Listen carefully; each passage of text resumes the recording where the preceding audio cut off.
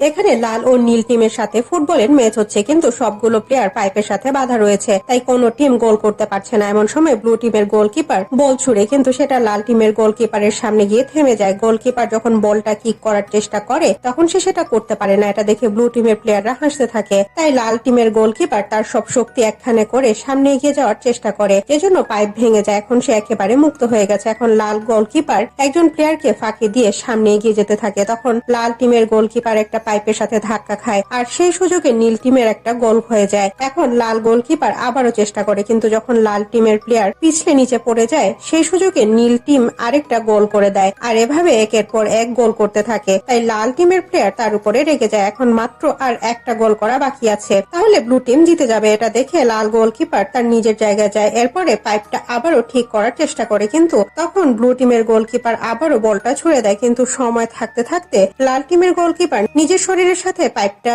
আটকে নেয়। এরপরে সে তার শরীরের সব শক্তি দিয়ে বল কিক করে আর ম্যাচ জিতে যায়।